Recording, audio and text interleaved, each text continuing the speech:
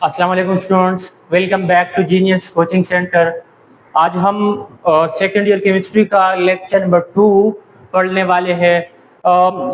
जो लेक्चर है ना उसका लिंक वो आप लोग को दिया गया है ऑलरेडी, तो आप लोग वहां से कर लेंगे। ये जो है इसके सिर्फ एमसीक्यूज हम करने जा रहे हैं। कौन सा टॉपिक हमारा है? Ionization energy. टॉपिक इंतहाई डिटेल में हो चुका है, उसके जस्ट एमसीक्यू सॉल्व करेंगे जो केमकेट या ईकेट या उसमें आते हैं, एनईडी और जो एंट्रेंस टेस्ट में आते हैं जितने भी, हम सिर्फ वही एमसीक्यूज करेंगे। प्लस एक टॉपिक जो वहां रह गया था वो कौन सा है? इनामुलस ट्रेंड्स या इनामुलस बिहेवियर, मतलब बेकायदगी। फॉर एग्जांपल जो है सारे लोग जो है वो स्कूल जा रहे हैं और एक जो है वो नहीं जा रहा है या वो लेट जा रहा है, या सारे रेगुलर जा रहे हैं एक बच्चा लेट जा रहा है, तो ये इनामुलस बिहेवियर है। तो हम पीरियोडिक टेबल या आयनाइजेशन एनर्जी में जो एलिमेंट्स इनामुलस बिहेवियर शो करते हैं, बेकायदगी शो करते हैं, जो पैटर्न को ओबे नहीं करते, सिर्फ वही एलिमेंट्स थोड़े डिटेल में पढ़ेंगे और फिर उसका रीजन भी देंगे जो अक्सर आप लोगों से पूछते हैं, और उसके बाद जो एमसीक्यूज पढ़ेंगे। आयनाइजेशन एनर्जी का मैं डिफिनेशन एक बार दोबारा बता दूंगा, ऑलरेडी हो चुका है कि वो एनर्जी रिक्वायर आयनाइजेशन, मतलब कि इलेक्ट्रॉन को, एटम को आयनाइज करने के लिए, एटम से इलेक्ट्रॉन निकालने के लिए जो एनर्जी रिक्वायर होती है, जो एनर्जी चाहिए होती है, उसको हम आयनाइजेशन एनर्जी कहते हैं। पहले इलेक्ट्रॉन निकालने के लिए, गैसियस एटम से फर्स्ट इलेक्ट्रॉन निकालने के लिए जो एनर्जी रिक्वायर होती है, फर्स्ट आयनाइजेशन एनर्जी। ऑलरेडी जो है वो उस पर प्लस चार्ज है, दूसरा निकाल रहे हो तो सेकंड आयनाइजेशन एनर्जी। अभी किसी एटम ने 2 लॉस किए हैं, आप तीसरा निकाल रहे हो तो थर्ड आयनाइजेशन एनर्जी। तो ये हो गया है इनामुलस बिहेवियर जो है, ये पढ़ेंगे। इनामुलस ट्रेंड शो करेंगे, पढ़ेंगे। Ionization energy of magnesium is higher than that of aluminium. हम नॉर्मली पढ़ते हैं ना कि अगर अलोंग द पीरियड ऐसे ऐसे जाएंगे तो आयनाइजेशन एनर्जी बढ़ती है, और अगर top to bottom along the group आएंगे तो डिक्रीज होती है। लेकिन अलोंग द ग्रुप अगर मैं जाऊंगा तो हमारे पास एलिमेंट है, सोडियम है, मैग्नीशियम है, एल्यूमिनियम है, एल्यूमिनियम के बाद जो है वो जो है सिलिकॉन है, सिलिकॉन के बाद नाइट्रोजन है, फास्फोरस है, फास्फोरस के बाद सल्फर है, फिर क्लोरीन है और फिर आर्गॉन है। तो ये वैसे नॉर्मल ये इस तरह होना चाहिए कि इसका सोडियम की एनर्जी कम होगी आयनाइजेशन, मैग्नीशियम से इसकी कम होगी, एल्यूमिनियम से इसकी कम होगी, ऐसे वैसे नॉर्मल इस तरह होना चाहिए, लेकिन इस तरह नहीं है। देखो ये जो मैग्नीशियम है ना, मैग्नीशियम की एनर्जी वैसे एल्यूमिनियम से कम होनी चाहिए, लेकिन सोडियम की जो एनर्जी है ना वो किससे ज्यादा है? सोडियम की आयनाइजेशन एनर्जी मैग्नीशियम से तो कम है, लेकिन मैग्नीशियम की फिर जो है एल्यूमिनियम से ज्यादा है। तो आप लोगों को मैं एरो ऐसे कर लेता हूँ। फिर एल्यूमिनियम की अगेन जो है एल्यूमिनियम से सिलिकॉन की आयनाइजेशन एनर्जी ज्यादा है, सिलिकॉन से फिर जो है फास्फोरस की आयनाइजेशन एनर्जी ज्यादा है। अब सल्फर की और भी ज्यादा होनी चाहिए, लेकिन सल्फर की जो है वो कम है। अगेन Cl की जो है वो ज्यादा है, और ऐसे सो ऑन। तो ये इनामुलस बिहेवियर जो है हम पढ़ेंगे। इनामुलस का बता दिया कि इरेगुलर या नॉर्मल पैटर्न को ओबे नहीं करने वाले, वो जो है इनामुलस एलिमेंट है या इनामुलस बिहेवियर है। तो ionization energy of magnesium is higher than that of aluminium. Aluminium की आयनाइजेशन एनर्जी मैग्नीशियम से ज्यादा होना चाहिए, लेकिन कम है, मतलब कि मैग्नीशियम की ज्यादा है एल्यूमिनियम से। सेम ये जो फास्फोरस है इसकी आयनाइजेशन एनर्जी जो है वो सल्फर से ज्यादा है। Same is the case for phosphorus which has high ionization energy than sulphur. तो ये इनामुलस बिहेवियर आपके टेस्ट में आपसे पूछते हैं, अक्सर जो है ये पूछते हैं, बच्चे इसको नॉर्मल समझकर गलत कर बैठते हैं, तो गलत इसको नहीं करना। अब क्यों ज्यादा है? मैग्नीशियम की एल्यूमिनियम से क्यों ज्यादा है और फास्फोरस की सल्फर से क्यों ज्यादा है? तो इलेक्ट्रॉनिक कॉन्फ़िगरेशन देख लो। मैग्नीशियम की है 1s2 2s2 2p6 और 3s2 है, मतलब कि जो s ऑर्बिटल है वो उसका कंप्लीटली फेल्ड है। फिर एल्यूमिनियम का देख लो, 13 इलेक्ट्रॉन है, 1s2 2s2 2p6 3s2 और 3p1। तो याद रखो कंप्लीटली फेल्ड ऑर्बिटल से इलेक्ट्रॉन निकालना मुश्किल है एज कंपेयर टू, मतलब इसमें एक इलेक्ट्रॉन है फास्फोरस पी सब शेल में, तो यहां से इलेक्ट्रॉन निकालना आसान है, यहां से निकालना मुश्किल है क्योंकि वो कंप्लीटली फेल्ड ऑर्बिटल है। तो वहां से इलेक्ट्रॉन निकालना, पेयरिंग हो गई है, वो ऑलरेडी जो है वो सेटल हो चुका है, तो वहां उनको अनसेटल करना थोड़ा मुश्किल काम है। तो ये आप लोग को याद होना चाहिए। दूसरा इनामुलस बिहेवियर कौन शो करता है? दूसरा सेकंड इरेगुलरिटी कहाँ पे है? फास्फोरस की है। उसका एटॉमिक नंबर 15 है, 1s2, 2s2, 2p6, 3s2 और 3p3 है। p में तीन सब ऑर्बिटल है, px, py और pz। तो अगर तीन और इलेक्ट्रॉन्स हैं तो 1, 2 और 3 आया, तो ये हाफ फील्ड है। तीन ऑर्बिटल थे और हर एक में एक एक इलेक्ट्रॉन आया, px में एक, py में एक और pz में एक। तो इससे इलेक्ट्रॉन निकालना मुश्किल है as compare to 1s2, 2s2, 2p6, 3s2 और 3p4। तो यहाँ पे ये जो 4 है ना, ये दो तो अनपेयर्ड है, लेकिन ये वाला पेयर हो चुका है। मतलब कि ये तो ना कंप्लीटली फिल्ड है और नो ये हाफ फील्ड है, ये कंप्लीटली फिल्ड है। तो कंप्लीटली फील्ड से इलेक्ट्रॉन निकालना भी मुश्किल है, हाफ फील्ड से भी इलेक्ट्रॉन निकालना मुश्किल है। और अगर यहाँ पे हम उसको देखेंगे ना, ये तो ना कंप्लीटली फील्ड है और ना हाफ फील्ड है, तो इससे इलेक्ट्रॉन निकालना आसान काम है एज कंपेयर टू फास्फोरस। तो ये दो एनॉमलस बिहेवियर अगर आयनाइजेशन एनर्जी से एमसीक्यू लेते हैं तो अक्सर यही से लेते हैं और बच्चे इसी को ही गलत कर बैठते हैं। तो इसको आप लोगों ने अब गलत नहीं करना। रीजन भी बता दिए कि क्यों इस तरह होता है और ये बता दिए कि किसकी हाई है किससे। सही है, तो दोनों आप लोगों ने पॉइंट प्रॉपर याद रखने हैं। ऑर्डर क्या है? एसेंडिंग ऑर्डर, मतलब कि अलोंग द पीरियड हम जाएंगे। तो अब ये तो मैंने एलिमेंट्स अरेंज कर दिए, sodium, magnesium, aluminium, silicon, phosphorus, sulphur, chlorine और आर्गोन मैंने तो अरेंज कर दिए हैं। लेकिन ये जो अरेंजमेंट है ये नॉर्मल नहीं है। ये मतलब कि बाज ऐसे है कि वो चलो नॉर्मली अरेंजमेंट तो है, इंक्रीजिंग एटॉमिक नंबर के बेस पे तो अरेंजमेंट है, लेकिन आयनाइजेशन एनर्जी के ऑर्डर जो है वो नॉर्मली इंक्रीज नहीं हो रहा है, बल्कि कहीं पे इंक्रीज है कहीं पे डिक्रीज है। तो उसको मैंने प्रॉपरली ऑर्डर में लिख दिए है। तो देख ले पीरियड 3, अच्छा उसका यूनिट किलो जॉल पर मोल है या किलो कैलोरीज पर मोल है या इलेक्ट्रॉन वोल्ट जो है इसका यूनिट है। आप एमसीक्यूज में पूछ सकते हैं, बाद में है भी। सोडियम की आयनाइजेशन एनर्जी है 496, उससे हाई एल्यूमिनियम की है। एल्यूमिनियम पोजीशन नंबर 3 पे है, तीसरे ग्रुप का एलिमेंट है, लेकिन आयनाइजेशन एनर्जी इसकी मैग्नीशियम से कम है। तो देखो एल्यूमिनियम की 578 है, मैग्नीशियम की 738 है, काफी हाई है। फिर सिलिकॉन की 786 है। तो समझो कि मैग्नीशियम की तकरीबन सिलिकॉन जितनी आयनाइजेशन एनर्जी है, इतना ज्यादा डिफरेंस नहीं है। फिर सल्फर है, फास्फोरस होना चाहिए लेकिन वो नहीं है, 1000 है। फिर फास्फोरस की है 1000 और 12 है। उसके बाद क्लोरीन की है 1251 है और फिर उसके बाद ऑर्गन की है 1.5 के 1500 है। तो आप लोगों ने इसको मैंने प्रॉपरली ऑर्डर में अरेंज किया, आप लोग कोशिश कर ले ऐसे ही लिख दे ताकि फिर आप लोग के लिए ये अब नॉर्मल ऑर्डर है। अगर एमसीक्यूज में पूछेंगे इससे आप लोग के 5 नहीं 10 एमसीक्यू, 10 से भी ज्यादा एमसीक्यूज बनते हैं कि किसकी हाईएस्ट एनर्जी है, किसकी लोवेस्ट है, या इंक्रीजिंग ऑर्डर में अरेंज कर ले, डिक्रीजिंग ऑर्डर में अरेंज कर ले। तो यहां से यहां तक पूछ सकते हैं, यहां से यहां तक पूछ सकते हैं, यहां से। तो आप लोगों ने क्या करना है, सॉरी ये है आर्गन है। तो आर्गन जो है नोबल गैस है, उसकी तो एक्सेप्शनली हाई होती है। मैंने एल्यूमिनियम का सिंबल लगाया था तो आप लोगों ने कंफ्यूज नहीं होना। तो इससे आप लोग क्या बता दिए कि 10 एमसीक्यूज खुद बना ले, उसको एक दूसरे के साथ कंपेयर कर ले, इंक्रीजिंग ऑर्डर में कर ले, अलग अलग लिख ले कि किसकी हाई है किसकी लो है। इन दोनों को तीनों को छोड़कर यहाँ से बना ले, फिर यहाँ इनको छोड़कर इनसे तीनों को बना ले और मुख्तलिफ किस्म के एमसीक्यूज इसका प्रैक्टिस करे।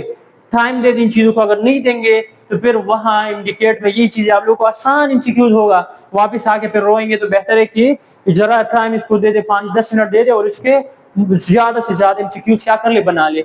अच्छा अब इसके बाद कुछ एमसीक्यूज मैंने कर दिए हैं, काफी सारे पॉइंट जो है वो मैंने कवर कर दिए हैं। तो देख ले one by one. Which element has highest first ionization energy, मैंने बता दिया कि पहले इलेक्ट्रॉन निकालने के लिए जो एनर्जी तो उसको फर्स्ट आयनाइजेशन, तो किसकी ज्यादा है? तो मैंने बता दिया कि अलोंग द पीरियड अगर जाएंगे तो बढ़ेगी, अलोंग द ग्रुप जाएंगे तो डिक्रीज होगी, लेकिन कुछ एनॉमलस बिहेवियर है। ऑक्सीजन है, नाइट्रोजन है, फ्लोरीन है और नियॉन है। तो याद रखो ये जो नोबल गैसेस है ना, नोबल गैसेस की एक्सेप्शनली हाई है। 1.5 के ऑर्डर, मतलब कंपैरिजन ही नहीं कर सके, काफी हाई है। तो वो स्टेबल इलेक्ट्रॉनिक कॉन्फ़िगरेशन की वजह से उसने खुद को स्टेबलाइज किया है, तो इससे इलेक्ट्रॉन निकालना इंतहाई मुश्किल काम है। तो याद रखो कि अगर सेम ग्रुप हो, सेम पीरियड हो, तो हमेशा आप लोगों ने किसको टेक करना है, नोबल गैस को ही टेक करना है। एक्सेप्शनल और सारे चीजों को छोड़ के इसको, अगर इससे एक ही पीरियड हो, ये मैं अगेन बता रहा हूं, तो आप लोगों ने नोबल गैस को ही टेक करना है। एक्सेप्शनली सबसे हाई है, सही है, आर्गॉन है लेकिन नियॉन भी इससे ऊपर ही है ना। दूसरा MCQ, correct order of ionization energy, increasing order जो है मतलब किसकी एनर्जी जो है ज्यादा है, फिर उससे किसकी हाई, उससे किसकी हाई है। तो नंबर 1 है बोरॉन है, बेरिलियम है, कार्बन है और नाइट्रोजन है। फिर बेरिलियम है, बोरॉन है, कार्बन है, नाइट्रोजन है, boron, beryllium, nitrogen, carbon, beryllium, boron, nitrogen and carbon. अगर आप लोग इसको देखेंगे ना, इसको इस हिसाब किताब को देखेंगे तो आप लोग देख ले, ग्रुप एल्यूमिनियम के ऊपर बोरॉन है पीरियोडिक टेबल में, मैग्नीशियम के ऊपर कैल्शियम है, और उसके एल्यूमिनियम के ऊपर क्या है, बोरॉन है, मैग्नीशियम के ऊपर जो है बेरिलियम है, और सिलिकॉन के ऊपर कार्बन है, और यहाँ पे जो है एलिमेंट कौन सा है, यहाँ पे ऑक्सीजन आएगा या नाइट्रोजन जो है वो यहाँ पे आ जाएगा। तो आप लोगों ने देखना है, अब मैंने बता दिया। तो बेरिलियम की, बोरॉन की सबसे कम है, इसकी बोरॉन, यहाँ पे बोरॉन तो उसकी सबसे कम है, फिर उससे ज्यादा बेरिलियम की है, उससे ज्यादा कार्बन की है, और उससे ज्यादा जो है इसके ऊपर यहाँ आ जाए, या ये वाली एलिमेंट है भी नहीं, फास्फोरस, यहाँ पे क्या है, नाइट्रोजन है। तो नाइट्रोजन की तो सबसे हाई हो जाएगी। तो आप लोगों ने इस पॉइंट में कंफ्यूज नहीं होना, इस पॉइंट में आप लोगों ने कंफ्यूज नहीं होना। करेक्ट ऑर्डर ये वाला हमारे पास ही सही है। और नंबर 30 व्हिच हैज लो, किसकी आयनाइजेशन एनर्जी सबसे कम है। तो देखो, नाइट्रोजन है, फ्लोरीन है, और ऑक्सीजन है, और नियॉन है। तो देख लो, ये ग्रुप नंबर 5 है, ग्रुप नंबर 7 है, ग्रुप नंबर 6 है, और ग्रुप नंबर 8 है। तो देख लो, अगर नॉर्मली तो बच्चे जो है वो इसको ही टेक कर लेंगे क्योंकि ये ग्रुप नंबर 5 का एलिमेंट है, लेकिन नहीं, नहीं, कभी नहीं। कैसे, यहाँ पे जो रीजन था, सल्फर की एनर्जी फास्फोरस से कम है, तो याद रखो ऑक्सीजन की एनर्जी जो है नाइट्रोजन से कम होगी। ऑक्सीजन की आयनाइजेशन एनर्जी नाइट्रोजन से कम है, फिर नाइट्रोजन की फ्लोरीन से कम है, फ्लोरीन की नियॉन से। आप लोग ऑर्डर में भी लिख लो ताकि आप लोग के फिर कोई कंफ्यूजन ना हो। सबसे कम ऑक्सीजन की है, सबसे हाई नियॉन की है। गलत नहीं करना एमसीक्यूज को, सही है। Number 4, maximum drop of ionization energy आकर सबसे मैक्सिमम ड्रॉप कहां पे, मतलब कि ड्रॉप डिडक्शन जो है मैक्सिमम कहां पे आकर होता है। बेरिलियम से बोरॉन तक जाएंगे तो डिक्रीज, तो ये सही है, ये तो सही ऑप्शन है, मतलब डिडक्शन आ रहा है, डिक्रीज हो रही है आयनाइजेशन एनर्जी। नाइट्रोजन से ऑक्सीजन, तो भी अभी कर लिया कि नाइट्रोजन की ऑक्सीजन की कम है, नाइट्रोजन की ज्यादा, तो ये ऑप्शन भी सही है। मैग्नीशियम से एल्यूमिनियम, तो मैग्नीशियम से एल्यूमिनियम की कम है, ये भी सही है। तो इसका मतलब कि हमारे पास ऑल ऑफ द अबव जो है वो करेक्ट ऑप्शन है। नंबर 5वां, second ionisation energy is high for, दिमाग खोलो, कंफ्यूज नहीं होना। यहाँ पे वैलेंस शेल में सिर्फ एक इलेक्ट्रॉन है, 2 है, 3 है, और 4 है, और 3 है। तो अगर आप लोग दिमाग इस्तेमाल करेंगे ना, यहाँ से अगर एक इलेक्ट्रॉन आपने यहाँ से एक निकाल दिया तो एक और भी बचता है, उसको भी निकालना आसान, इतना मुश्किल नहीं है। यहाँ पे अगर एक निकाल लिए तो 3 बच गए वैलेंस में, मतलब उसमें से इलेक्ट्रॉन निकालना मुश्किल दूसरा नहीं है। एल्यूमिनियम में 3 है, एक निकाल लिए तो दूसरा निकालने के आसान है। नाइट्रोजन, सोडियम के से अगर आपने एक निकाल दिया तो उसने अचीव कर दिया, उसने हासिल कर दिया नियॉन के इलेक्ट्रॉनिक कॉन्फ़िगरेशन को, जो कि एक्सेप्शनली हाई है, जो कि क्या है, हाई है, उसकी आयनाइजेशन एनर्जी वो हाई है। तो आप लोगों ने याद रखना है कि सोडियम की जो सेकंड आयनाइजेशन एनर्जी है वो इन सब से हाई है। पीरियड में आप लोगों ने इसको याद रखना है, इसको भूलना नहीं है। अगर आप पूछेंगे मैग्नीशियम की, जब ये इसको हटा के, या फॉर एग्जांपल ये भी इंक्लूड की किसकी, या मैंने इसको निकाल दिया, ये 3 आ गई, कि किसकी थर्ड आयनाइजेशन एनर्जी हाई है, तो यहाँ ये 2 लॉस कर सकते हैं, ये 4 लॉस कर सकते हैं, ये 3 लॉस कर सकते हैं। तो इससे तीसरा निकालने इंतहाई मुश्किल पड़ेगा आप लोगों के लिए। तीसरा आप सेकंड शेल से निकालेंगे जो कि मुश्किल है, मतलब नोबल गैस से आप जो है वो निकालेंगे तो मुश्किल बनेगा आप लोग के लिए। तो ये पॉइंट आप लोगों ने बैठाने दिमाग में। Number 6, which of the following has lowest ionization energy, lowest सबसे कम किसकी है। लिथियम, सोडियम, पोटेशियम, रुबिडियम, मतलब अलोंग द ग्रुप में जा रहा हूं, तो अलोंग द ग्रुप अगर जाएंगे तो डिक्रीज होगी। तो एमसीक्यूज आसान है, मुश्किल नहीं है, इतनी वो जरूरत नहीं है ज्यादा डिटेल या उसमें एक्सप्लेन। रुबिडियम की सबसे लोएस्ट है क्योंकि वो सबसे नीचे है, शील्डिंग इफेक्ट हाई है, साइज उसका ज्यादा है, जो फैक्टर लेक्चर में हुए हैं आप लोगों ने देख लिया, उसको ये ऑटोमेटिकली आप लोग के समझ में आएगा। और number 7, ionization energy dependent directly on, मतलब डायरेक्टली किस चीज पे, याद रखो आयनाइजेशन एनर्जी न्यूक्लियर चार्ज पे भी डिपेंडेंट है, एटॉमिक साइज पे भी, एटॉमिक रेडियस पे, शील्डिंग इफेक्ट पे भी, और type of orbital s p d n f उस पे भी डिपेंडेंट है। डायरेक्टली किस चीज पे डिपेंडेंट है? और तो वो डायरेक्टली डिपेंडेंट है न्यूक्लियर चार्ज पे। Nuclear number 8 which one has highest ionization, highest ionization energy जो है वो किसकी है? किसकी हाईएस्ट आयनाइजेशन कौन से ऑर्बिटल की है? तो 2p इलेक्ट्रॉन 3p इलेक्ट्रॉन की हाईएस्ट है, 4p इलेक्ट्रॉन की हाईएस्ट है, या 5p इलेक्ट्रॉन किसकी आयनाइजेशन? तो दिमाग इस्तेमाल अगर आप लोग करेंगे तो टॉप टू बॉटम जाएंगे तो क्या होता है? आयनाइजेशन एनर्जी डिक्रीज होती है। तो ऊपर 2p है, नीचे 3p है, 4p है और 5p है। तो आप लोग खुद बताएंगे मुझे कि किसकी जो है हाई होगी। अब मैं अगेन बता रहा हूँ, ऊपर वालों की हाई है, नीचे वालों की लो है। आंसर आप लोगों ने मुझे देना है। नंबर 9 कि which pair show anomaly, anomalous behaviour बेकायदगी इरेगुलरिटी कौन से पेयर में मौजूद है? सोडियम मैग्नीशियम नहीं, पहले दूसरे में तो नहीं है।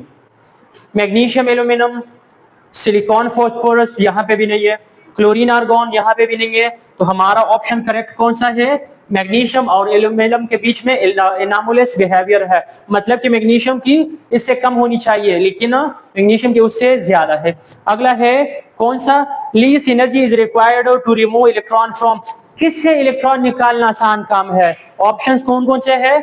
क्लोरीन है, मुश्किल काम है, सोडियम है, अल्कली मेटल है, आर्गॉन है और मैग्नीशियम है।